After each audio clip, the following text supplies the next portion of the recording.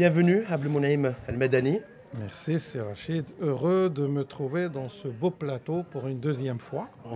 Même si les lieux ont changé, mais le plateau, il est C'est toujours l'info en face. Avec toutes ces belles composantes. C'est toujours des invités de qualité. Et toujours un animateur enthousiaste, plein d'énergie. On se prête à son exercice. Même si l'animateur, en l'occurrence, il est qu'animateur, il n'est pas, lui, directeur général de l'ANAPEX, que vous êtes. Bon, un fonctionnaire parmi les autres. Mais un animateur de qualité, c'est pas un fonctionnaire actif. Un fonctionnaire qui n'est pas actif, il doit rendre les clés. On va voir s'il est actif, parce qu'on va débattre de régionalisation et régionalisation avancée, développement territorial et développement local, et voir un petit peu qu'est-ce que fait l'ANAPEC, sous la houlette de Abdelmonaïm El Medani, dans cette dynamique de développement des territoires et de l'émergence de nouveaux territoires. Est-ce que l'ANAPEC est active ou est-ce qu'elle est encore spectatrice? Ce que fait l'ANAPEC, ce que doit faire l'ANAPEC sous la houlette de la législation qu'il a créée.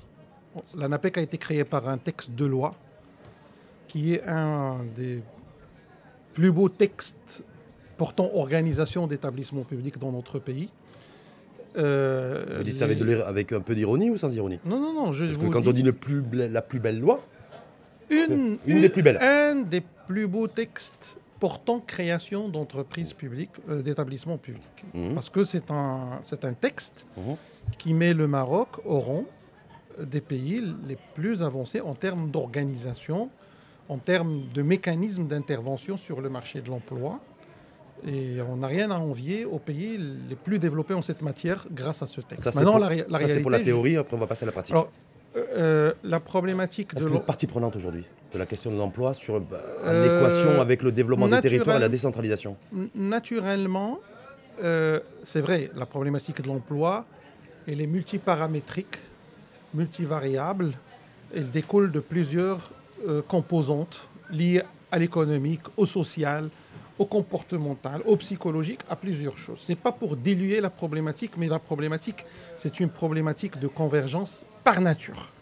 On ne peut pas imputer la problématique de l'emploi à X ou à Y, mais ça ne peut être que la résultante, ça ne peut être que inhérente et imputable à une logique de convergence. Mais la responsabilité du chômage, par contre, elle a des responsables directs.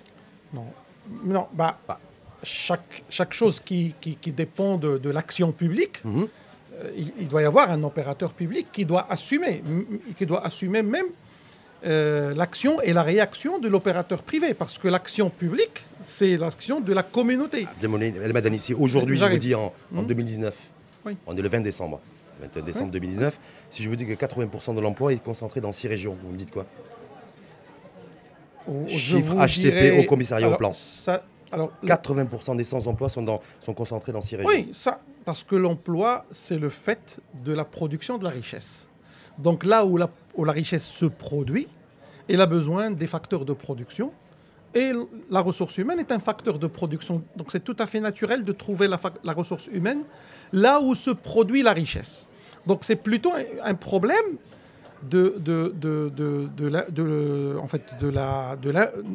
la territorialisation de l'appareil de la production de la richesse dans notre pays, laquelle territorialisation découle de plusieurs autres facteurs. Le facteur RH est un facteur fondamental parce que si vous n'avez pas de ressources humaines, même la décision de produire et de faire de la croissance, d'investir, elle ne va pas suivre. Donc, vous voyez, donc lorsqu'on agit sur la problématique de l'emploi, on agit au service de l'entreprise parce que l'entreprise elle a besoin de ressources humaines. Le texte qui nous crée, il nous impute cette obligation.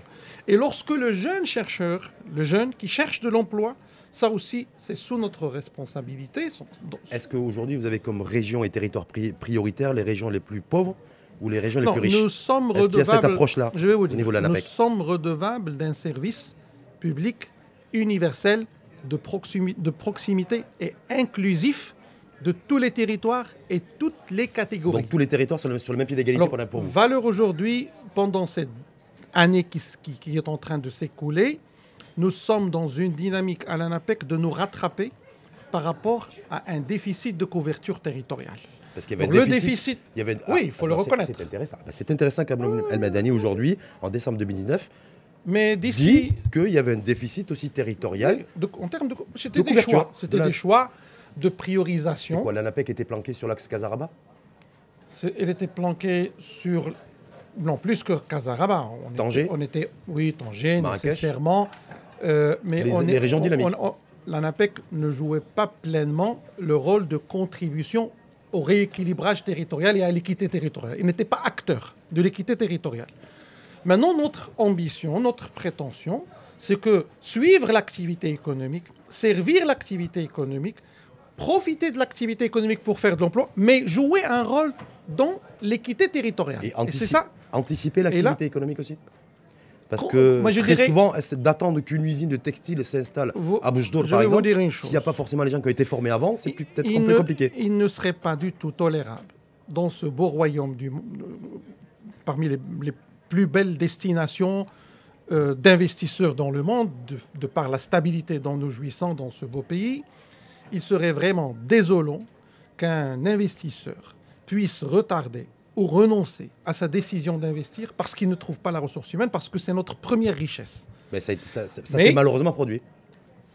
Moi, je n'ai pas assisté à un cas réel. Maintenant, ce qui compte pour nous, c'est l'avenir. L'avenir, il faut que l'accès et la disponibilité de la ressource humaine puissent être un facteur de la décision d'investir à Boujdour ou à Bouarfa. Et là, nous sommes en train de réussir des opérations vraiment réussies. C'est-à-dire des investissements à Nador, des investissements à Taourir, des investissements... Quand vous dites des investissements, c'est des investissements physiques, des agences? Non, ce qui compte pour moi, tout investissement créateur de la richesse, créateur de la croissance économique, c'est dont a besoin le pays. Et il faut que cette idée, cette initiative d'investir, si elle bute sur d'autres facteurs, elle ne doit pas buter sur la rareté de la main-d'œuvre. Vous êtes en train de me dire concrètement que l'ANAPEC est en train de faire sa mue et de se décentraliser. Oui. Maintenant, notre objectif, la chose qui nous hante profondément aujourd'hui, c'est de nous rattraper pour assurer cette inclusivité territoriale. Il ne doit pas y avoir de territoire qui est exclu. Dans quelques mois, j'aurai bouclé la couverture de toutes les provinces du royaume. Déjà, on aura une présence dans la dimension territoriale provinciale exhaustive. La dernière, peut-être, elle ne sera pas la dernière, c'est Birgendouz, c'est Aousserd. Alors, il y a un certain moment, on disait, Aousserd, il n'y a pas de tissu économique, etc. Même la jeunesse, ils ne sont pas nombreux. Non, mais nous sommes un service public universel et dû. On est dû, c'est-à-dire c'est pas au moment où il y a le feu qu'on va penser à mettre en place un service de sapeurs-pompiers. Il faut être là. Est-ce que vous avez une approche territoire, ça j'ai bien compris, décentralisation de l'ANAPEC? Déconcentration plutôt. Alors, ça c'est l'ambition stratégique qui est maintenant réalisable. Oui. Maintenant, en termes de mécanique de production de notre action dans le territoire. Première décision prise dans les premières semaines de ma présence à l'établissement, c'est une déconcentration totale qui se traduit dans notre jargon de l'administration. J'ai érigé tous les directeurs régionaux en sous-ordonnateurs. C'est-à-dire sous-ordonnateurs, je leur délègue les crédits du budget central. Et je ne détiens plus un centime. Vous avez ventilé le budget central au niveau des territoires et des régions. C'est déjà... Je ne retiens même pas l'autorité de m'en servir. C'est les crédits budgétaires qui sont alloués au territoire d'Oujda, par exemple. Oujda, c'est Bouarfa, Figuig et tout. C'est le directeur régional d'Oujda qui est la première et la dernière autorité à s'en servir. Et bien sûr, avec une consigne claire, ça doit être injecté dans la continuité et la cohérence totale avec toutes les dynamiques territoriales, qu'elles soient régionales, provinciales ou même communales. Donc ça veut dire quoi? Vous restez, je veux dire, le garant et le responsable de la dépense de l'argent public. Même si l'ordinateur, c'est pas vous, c'est un... C'est des mécanismes qui sont réglementaires. J'insiste là-dessus parce que c'est pas de l'argent privé, c'est de l'argent public. Non, nous sommes un opérateur public. Oui, donc c'est l'argent public aussi qui est dépensé. Voilà le mécanisme. Nous utilisons l'argent de l'État central, mais ça ne dépasse même pas quelques semaines dans nos caisses à Casa, pour faire plus simple et plus didactique. Et ça atterrit dans le territoire. En plus, nous essayons de drainer de l'argent public territorial vers la cause de la promotion de l'emploi. Et c'est ce qui nous donne cette cohérence de l'action publique territoriale de laquelle dépend cette question de l'emploi. Et aujourd'hui, c'est ça le challenge dans notre pays.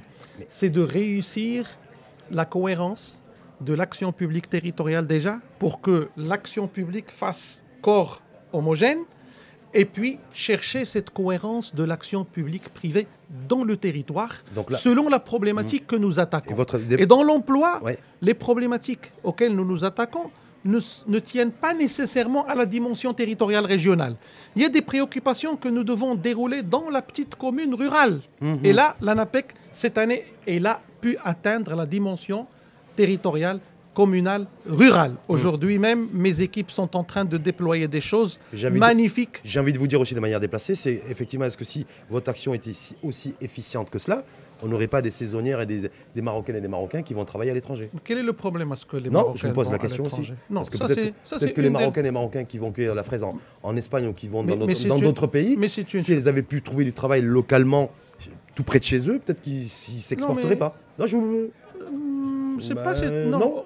Pour moi, c'est une opportunité de mise en valeur d'une capacité productive qui est reconnue par le capital étranger et ça se traduit par un transfert de revenus et de devises vers notre pays. Vous êtes d'accord avec moi, si la dame qui cueille des fraises en Espagne, si elle pouvait cueillir des fraises ou des cerises dans sa région, elle préférerait, non? Elle préférerait peut-être. Non, il y a même de la fraise à cueillir au Maroc. Oui, dans la région de Tanger d'ailleurs. Notre structure démographique, elle est aujourd'hui, et moi j'ai une lecture plutôt positive de cette réalité, parce qu'on peut pleurer derrière, alors que la réalité c'est que nous devons nous réjouir que nous avons une structure démographique qui est favorable à notre croissance économique.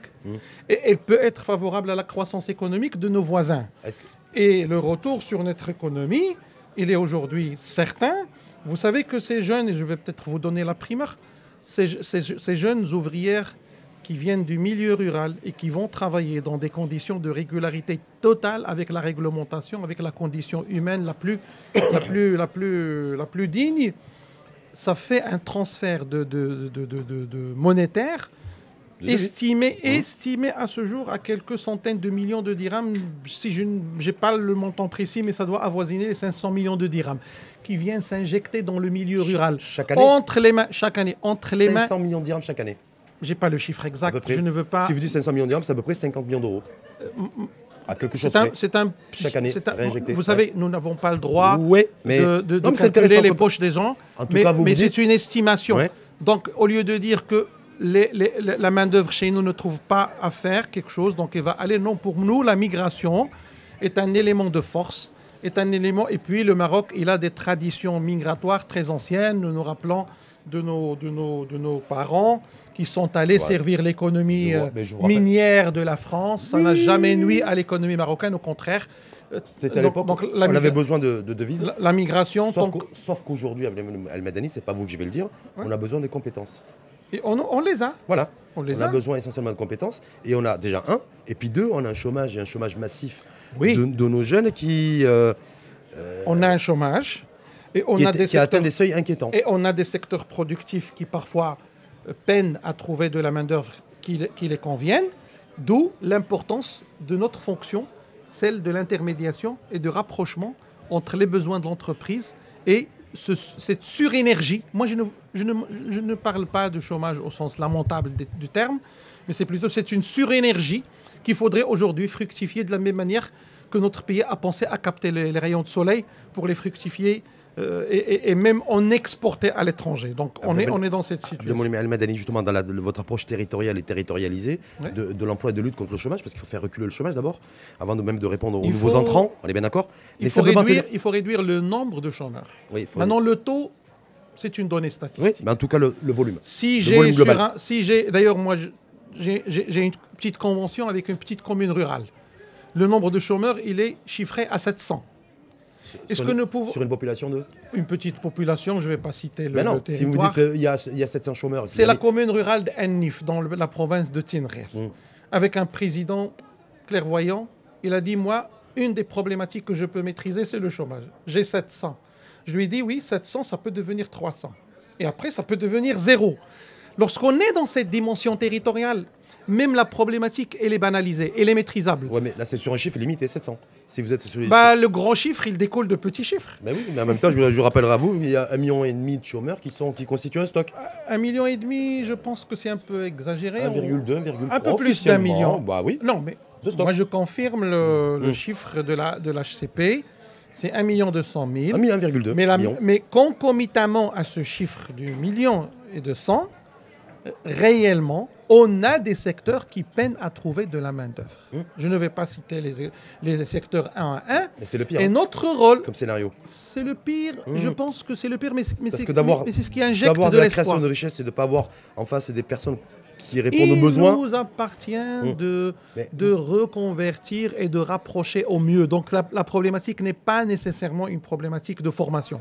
C'est une problématique d'agilité de la main-d'œuvre et la problématique de l'ingénierie de créer cette agilité. Et ça ne se crée pas en retournant à l'université. Et vous, l'ANAPEC, vous êtes capable de... On a cette vocation de faire. D'inculquer cette ingénierie. On la maîtriser. On a cette ingénierie. Ouais. Ce qui nous manque, parce que c'est de l'ingénierie qui ne peut être créée que par la ressource humaine. Nous aussi, on est demandeurs de la ressource humaine. Donc, proportionnellement à notre capacité en termes d'effectifs, je pense que nous sommes dans une proportion raisonnable entre la capacité quantitative de nos ressources humaines et les résultats. Cette année, par exemple, on a fait pas moins de 30 000. Cette année 2019, moi je vous donne les chiffres de 2019. Allez-y, ça m'intéresse. On n'a pas fait moins de 30 000 adaptations. Alors, 30 000 jeunes, oui. On a travaillé là-dessus individuellement et on a réussi à les rendre valables, pour ne pas dire employables. C'est quoi la différence pour vous entre valable et employable? Valable, c'est le travail sur l'estime de soi, sur le savoir-être. Et valable, c'est le savoir-faire. On est censé travailler sur toutes les composantes du profil. Souvent, le profil, la difficulté ou la tare du profil n'est pas une tare technique. Souvent, c'est une tare de soft skills. Et là, nous, l'ANAPEC, on achète les remédiations à n'importe quelle tare. Linguistique, comportementale, technique. Lorsque je dis valable, il est repositionné sur le marché. Il devient mieux. Mais employable, j'ai un employeur qui est intéressé. Donc 30 000 employables. En 2019. Alors, et en totalité des insertions, oui. on va boucler peut-être l'année à près de 110, 115 000 insertions qui est passée entre les mains de ces fonctionnaires de l'ANAPEC qui s'appellent les conseillers. 115 000 en 2019. 115 000. Vous avez dépensé combien de sous? On est à 108 000. Vous avez dépensé combien de sous? On a dépensé dans les prestations... Parce que c'est l'emploi, je veux dire, subventionné, je rappelle. Non, il n'est pas subventionné. Enfin, quelque part, je la fais court, mais bon, c'est un peu ça. Non, ce n'est pas l'emploi qui est subventionné. Oui. Nous travaillons sur l'être humain pour qu'il devienne mieux insérable. Oui, mais indirectement, c'est l'emploi. Donc, on ne subventionne personne. Oui, en fait, vous investissez sur l'individu pour le remettre à niveau. Tous les pays travaillent sur leur population. Oui, et en même temps, pour favoriser son intégration avec des facilités aussi pour l'employeur. La constitution marocaine... L'employeur. Quand il recrute l'employeur, la communauté... Quand il recrute et qu'il fait appel à l'ANAPEC, il a aussi des facilités, des allègements. On est bien d'accord? La communauté, dans tout le monde, la communauté est redevable à l'entreprise de pas mal de choses, y compris la disponibilité de la ressource humaine. Si vous voulez investir, vous créez votre studio, vous créez je ne sais pas quoi, vous amenez l'idée, vous amenez le capital, mais vous n'êtes pas obligé, de par votre procréation naturelle, d'accoucher de vos collaborateurs. Qui doit vous ramener les collaborateurs? C'est la communauté, c'est mon fils peut-être que j'ai éduqué, et après, je vous le donne. Oui, il y a un retour sur investissement. Mais ça, c'est le dû de la communauté. En tout cas, l'ANAPEC 2019, 108 000 personnes ont été insérées. On va dire 100 000. Dans une semaine. Non, on a dépassé les 100 000. Les 100 000, on les a dépassés au mois de novembre. Alors que c'est la première fois qu'on dépasse ce chiffre. Vous avez dépensé combien d'argent public? Vous savez pourquoi sur l'argent? Parce que c'est l'argent public qui provient des impôts des Marocains et des Marocains. Je veux donc juste savoir simplement la dépense pour 108 000 insertions. Les poches des Marocains et des Marocaines vont vers les causes qui sont supportées par toutes les communautés du monde. Parce qu'il n'y a pas de communauté, il n'y a pas de société qui ne supporte pas la charge de rendre la main-d'œuvre disponible pour que l'entreprise puisse l'utiliser. Oui, l'entreprise va gagner de l'argent, mais c'est comme ça que la croissance se fait. C'est beaucoup mieux quand c'est dit, parce que comme celles et ceux, il y en a certains qui sont réfractaires à payer l'impôt. Mais quand on leur dit Ah payer oui. l'impôt, ça permet aussi à Ça sert à l'ANAPEC ça. de former des jeunes aussi, Ça et puis de sert à pouvoir vacciner. répondre à des besoins Ça sert en à- matière d'emploi, y compris dans les régions les plus reculées. Je vais vous expliquer. Ça le sert, chiffre de la dépense. J'adore les chiffres, moi. Ça sert à J'adore les chiffres. Ça sert à vacciner des bébés. Ouais. Ça sert à payer les pompiers pour éteindre le feu. Et ça sert à préparer notre jeunesse pour qu'elle soit employable. Et demain, ça va servir aussi à financer des maisons de retraite, parce qu'on va être sur une courbe inversée en matière de démographie. Peut-être nous aurons d'autres Voilà, mécanismes voilà. de la D'autres retraite. besoins, et ça lorsque commence d'ailleurs. si la croissance économique se fait bien, peut-être qu'on n'aura pas besoin à financer les maisons de retraite. Si la croissance économique se fait bien, si l'ANAPEC bosse Faut bien, la servir, si bien l'ANAPEC sûr. bosse bien, parce que plus on aura d'actifs, plus on pourra financer les politiques sociales et financer les maisons de retraite Et pour, notre- pour nos aînés. Et c'est Mais ça simplement, l'équilibre. 110 000 insertions professionnelles Oui. en 2019. Oui. Vous avez dépensé à peu près combien? C'est transparent. Oui, oui, c'est transparent. Voilà. Bah, nos chiffres, ils sont publiables. Voilà, Dans voilà. le 27, la semaine prochaine, nous aurons notre conseil d'administration. Le chiffre, il est public. peu près. Notre budget annuel, À la louche. bon, comptez 90% d'un chiffre de 300 millions de dirhams. 300 millions de dirhams. Donc ça va être 270, 280 millions de dirhams au Donc total. 280 millions de dirhams ont permis l'insertion professionnelle d'à peu près entre 108 et 110 000 jeunes. 110 000, 115 peut-être. Voilà. Voilà. Sur des emplois à forte valeur ajoutée. Et pas que ça. Ouais. Et pas que ça. Ouais. Parce qu'il y a l'adaptation et l'amélioration de l'emploi dont j'ai parlé. Oui. Il y a l'accompagnement, parce que l'insertion, ça ne se fait pas que par le salariat. Cette aussi année, sur l'entrepreneuriat, vous. l'entrepreneuriat, cette Oui. année, peut-être, on va faire aux alentours de 5 000, 6 000 petites entreprises, TPE. C'est pas évident, hein, donc tout ça. Maintenant, nous sommes dans une vitesse de croisière où toute augmentation de nos ressources humaines, à capital égal, nous pouvons faire plus de rendement. Juste une dernière petite. Sur les 110 000 insertions en 2019, c'est la couverture territoriale. Parce que Alors ce dont là, j'ai peur, moi, j'ai pas j'ai peur- préparé j'ai- ça, mais j'ai- je ce peux- dont j'ai peur, c'est oui. que les 108 000 ou les 109 000. Tanger, Rabat, voilà, Casa, l'hyperconcentration mais- économique. Et je me dis là, ça a été fastoche. Plus ou moins. Alors que si le défi et c'est le challenge, vous avez demandé de placer Maintenant, l'insertion et l'employabilité des on jeunes est, sur les territoires les plus alors on est, déconcentrés, ça on va est, être on est dans, compliqué. on est dans cette logique, on est dans cette dynamique. Maintenant, si les autres efforts et les autres actions publiques nous interpellent dans le territoire le plus reculé dans notre pays, ils trouveront que l'ANAPEC sera là. Ce qui aurait été dommageable, c'est lorsque des dynamiques territoriales à Aousserd ou à Figuig voudraient se déclencher. Si l'ANAPEC n'est pas là, il n'y aurait pas suffisamment de convergence et de cohérence pour réussir l'objectif. Aujourd'hui, notre ambition, notre vision pour la territorialité, c'est d'être là où on en a besoin de notre intervention et là où on peut avoir besoin de nous. Peut-être que nous donnerons l'idée à certains pour venir converger. Donc la convergence, c'est le mot-clé, mais la convergence, c'est pas de rester dans ces bureaux à Rabat ou à Casa et attendre que les gens vous interpellent. Il faut aller vers les autres. Donc vous avez changé le paradigme. On se retrousse les manches aujourd'hui au niveau de l'ANAPEC, Moi, à je l'image de son directeur général. Hein Je pense que l'action publique, ou bien c'est ça, ou bien c'est autre chose.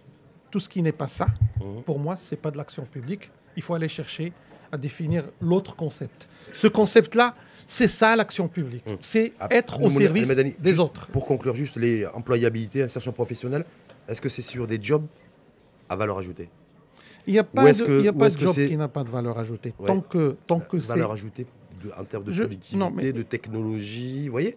C'est des emplois, voilà. Non, mais Ou est-ce qu'on en est toujours en fait au stade primaire? soyons là où se produit la richesse, là où les chiffres de la croissance économique bougent, il y a de la valeur ajoutée. Maintenant, les politiques d'industrialisation, de développement des secteurs émergents et tout ça dans notre pays, Le secteur de niche, est-ce que vous êtes positionné sur le secteur de niche? ce sont les niches qui nous interpellent et ce sont même des secteurs qui sont très productifs de la valeur ajoutée dans notre pays et nous nous sommes rendus compte qu'ils étaient mal dotés, qu'ils étaient mal accompagnés et depuis cette année, nous ne tournons Parfois plus, mal rémunérés aussi. nous ne tournons plus le doigt au milieu rural. L'ANAPEC aujourd'hui est un opérateur public universel, il est dans la ville, il essaye d'être très présent dans le rural et c'était un challenge très difficile. Tout ça, on devait le faire à ressources budgétaires D'autant et humaines égales. D'autant plus que vous, en tant que patron d'une institution, et d'une administration comme l'ANAPEC, Oui. votre big boss est le chef de l'État. Et le chef de l'État a lancé le défi aussi de faire émerger une classe moyenne dans le monde rural. Donc c'est peut-être là où vous êtes attendu. On est vraiment dedans et je partage donc avec vos auditeurs. Ouais. C'était vraiment désolant de trouver qu'un producteur d'arboriculteur ou un éleveur d'ovins, il est dans la difficulté d'accès à la ressource humaine. Et ça, c'est vraiment... mais là, on est dedans. J'ai signé pas mal de... Bon, je suis à ma 22e convention sectorielle. Et parmi ces conventions sectorielles, il y a une dizaine orientées milieu rural. J'ai signé avec les éleveurs des ovins dans notre pays. Et je suis très fier parce qu'on va doter... Je vous donne un exemple. L'élevage ovin dans notre pays est le deuxième pourvoyeur de protéines et de viande rouge dans notre pays. Et les producteurs de la laine, elle est jetée dans les ruisseaux, alors que c'est une source de richesse énorme, parce qu'il n'y a pas cette vocation professionnelle de valoriser. Et là, on est en train de préparer une formation. Et la clémentine, dans l'Oriental, il n'y a personne pour venir l'accueillir. La clémentine dans l'Oriental, il n'y a pas nécessairement le problème de cueillette, mais il y a un problème de commercialisation.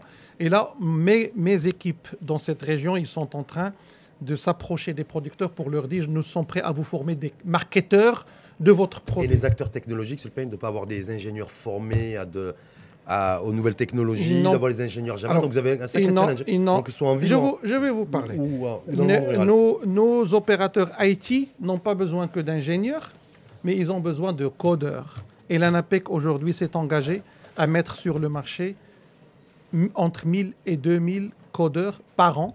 Cette année, notre engagement est pratiquement honoré. Entre 1000 et 2000 codeurs. Pour le Maroc ou pour le Nord? On les forme. Le Maroc est le premier à être servi, oui. Mais un jeune qui était en chômage, qui ne faisait rien, il avait une licence en physique ou en maths. Simplement, Abdelmouni El-Madani, vous êtes en train de dire que l'effort public financier qui est fait aujourd'hui pour la formation de codeurs, puisque vous avez formé entre 1000 et 2000 par an, oui. C'est l'ambition, oui. C'est pour répondre au marché domestique. Comprenez-moi s'il vous plaît. Oui. Un jeune qui a une licence, un bac plus 3 en physique, avec son diplôme de licence en physique, à quoi il va prétendre? Avec cette formation en codeur, il a un métier qui s'appelle le coding. Maintenant, si une entreprise marocaine veut l'embaucher, il est libre. S'il trouve un employeur ailleurs, il est libre d'y aller. Personne dans le monde ne peut l'empêcher. Et ça ne gêne en rien ni le Maroc, ni l'argent public marocain, à ce que ce jeune puisse aller se valoriser là où il va aller et peut-être transférer des revenus vers le Maroc, vers sa famille, vers ses parents, etc. etc. Si ça s'équilibre comme ça ne doit gêner personne. En tout cas, surtout que l'entreprise marocaine ne manquera pas de ressources. Surtout si on arrive à faire émerger les territoires qui n'ont pas encore émergé. Ça ne posera pas de problème. Les jeunes que nous prenons dans le coding, ils viennent de toutes les provinces du royaume. Et moi, ça ne me gênerait pas. Et c'est mon ambition pour 2020, c'est d'aller faire des opérations de formation de codeurs à Rachidia, à Tinrir, à Tinjded, à Genfouda. Et c'est jouable. Donc on va être amené à se revoir, comme ça on fera un nouveau bilan d'étape. Peut-être l'année prochaine, mais je n'hésiterai pas. Merci en tout cas à vous. Merci, c'est Rachid. Madani, directeur général de l'ANAPEC. Donc décentralisation, déconcentration de l'ANAPEC dans les territoires, dans les régions. Voilà. 110 000 jeunes. Je crains que mes chiffres ne sont pas millimétriquement précis. On va dire entre 105 et 110 000 jeunes chiffres, mais c'est ça, ont été insérés professionnellement en 2019 pour à peu près à la louche 300 millions de dirhams, le package. Mais pour d'autres activités, pas que l'insertion. Et entre 1000 et 2000 jeunes ont été formés au nouveau métier du coding. Si ça peut servir le marché domestique, tant mieux. Si c'est pas le cas, ça doit servir le marché, mais si c'est pas le cas, ils peuvent voilà. Bien sûr, mais le jeune, il est libre. Ouais, voilà. Comme les dames qui vont cueillir de la fraise en Espagne. Moi, je suis prêt à vous faire visiter ces femmes. Elles deviennent fabuleuses, autonomes, émancipées. Qu'est-ce qu'on va chercher autre? Merci en tout cas à vous, Abdelmouni El-Madani, et belle journée. C'est moi. Merci.